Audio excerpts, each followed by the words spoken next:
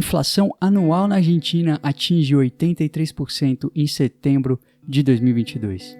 É algo realmente assustador pensar que um país que já foi uma das maiores economias do mundo esteja passando agora por tamanha crise, podendo chegar a 3 dígitos de inflação no ano. Isso mesmo, 3 dígitos de inflação. Você pode estar se perguntando agora, mas que papo é esse de a Argentina já ter sido uma das maiores economias do mundo? É isso mesmo. No início do século XX, a economia do país estava, digamos assim, no top 10 mundial.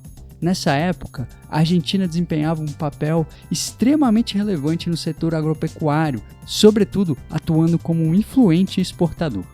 E também nessa época de vacas gordas, digamos assim, muita gente migrava lá para a Argentina. Inclusive, muita gente da Europa ia para lá, a fim justamente de buscar uma condição melhor de vida, uma vez que a economia do país estava a todo vapor. É importante ressaltar que toda essa prosperidade da Argentina era muito dependente das commodities, uma vez que o país não tinha uma indústria muito desenvolvida. Acho que isso lembra um pouquinho o Brasil, né? Fala sério. Sabe aquela história de que quando as coisas estão indo bem demais, é bom a gente ficar alerta? Pois é, ainda no século XX, tivemos alguns eventos na história mundial que afetaram de forma trágica vários países, inclusive a Argentina.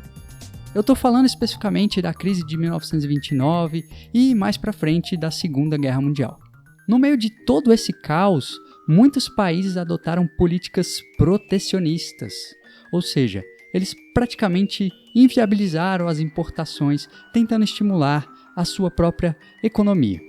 Essa situação fez com que a economia da Argentina começasse a descer ladeira abaixo, uma vez que o país, como eu já falei, dependia muito de suas exportações.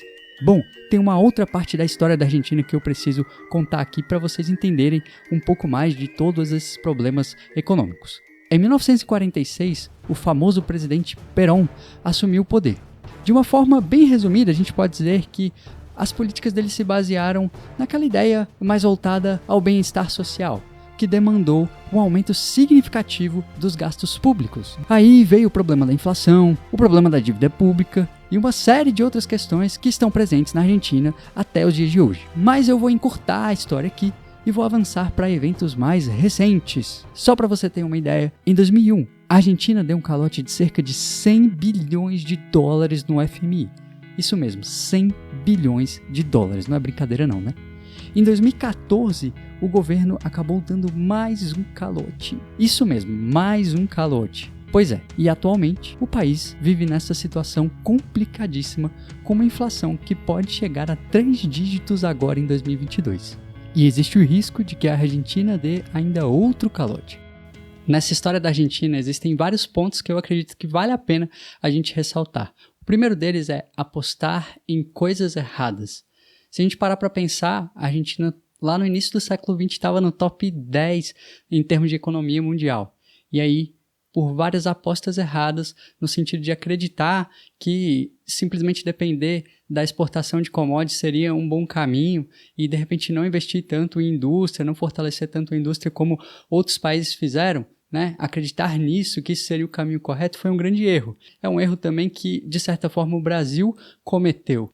E o engraçado é parar para pensar que se a Argentina tivesse tomado uma decisão completamente diferente e apostado naquilo que outros países que hoje a gente diz, né, que são desenvolvidos, apostaram, talvez o resultado teria sido totalmente diferente. Eu acho que uma outra coisa que vale uma reflexão bacana é sobre a diferença do efeito da crise para os ricos e para os pobres. É claro que em uma crise todo mundo se dá mal, de uma certa forma, né, a maior parte das pessoas tem um prejuízo, mas é importante a gente perceber que para a maior parte das pessoas pobres a crise é muito pior. As pessoas ricas, em geral, têm oportunidades que os pobres não têm na crise. Por exemplo, aqui no Brasil, quando a gente tinha uma inflação muito alta, lá na finalzinho da década de 80, por exemplo, início da década de 90, tínhamos opções de fazer aplicação que rendiam o valor da inflação, né? Rendia a inflação do dia. Então, quem tinha mais dinheiro tinha essa opção de repente, pelo menos preservar o poder de compra. Você poderia aplicar o seu dinheiro nesse tipo de coisa, no overnight,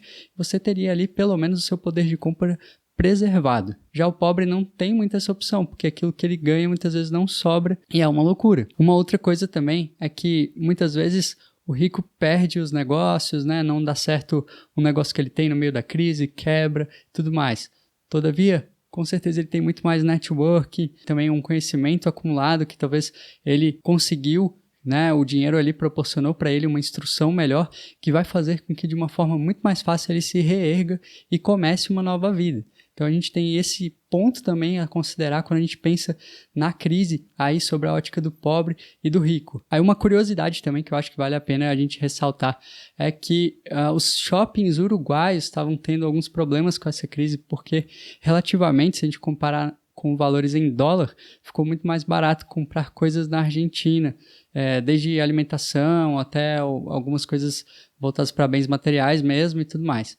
Então, os shoppings começaram a ter prejuízo porque os uruguaios estão começando a ir comprar coisas e se divertirem, etc., na Argentina. Eu li uma reportagem nessa semana sobre isso e me chamou muita atenção. Eu fiquei assim, caramba, não pensava nisso, que isso poderia estar afetando um país que fica ali do lado. E talvez o ponto mais relevante que vale a pena a gente refletir acerca disso é como evitar uma crise como essa.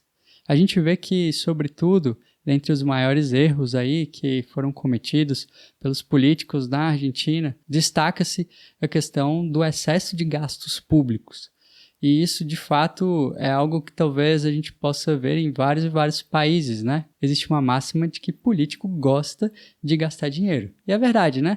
Até mesmo a população às vezes reconhece. Quantas vezes a gente já não viu pessoas dizendo que vai votar naquele cara que rouba, mas faz. Todavia, um gasto público irresponsável, né, que não está dentro de um limite razoável em termos do que o país poderia gastar, quando a gente tem um gasto público dessa maneira, certamente virá aí uma crise pela frente, a ponto de que, em determinado momento, o país tem uma dívida tão grande que o que ele vai pagar ali de juros, de serviço da dívida, etc., vai comprometer o orçamento público dele e ele vai ter menos dinheiro para gastar com coisas importantes, né? Saúde, educação, infraestrutura, várias outras coisas. Essa questão do gasto público afetou a Argentina de uma maneira, assim, bem grave e é algo que não vem de agora, né? Vem lá de trás e que não foi corrigido, não foi consertado. É interessante fazer até uma comparação.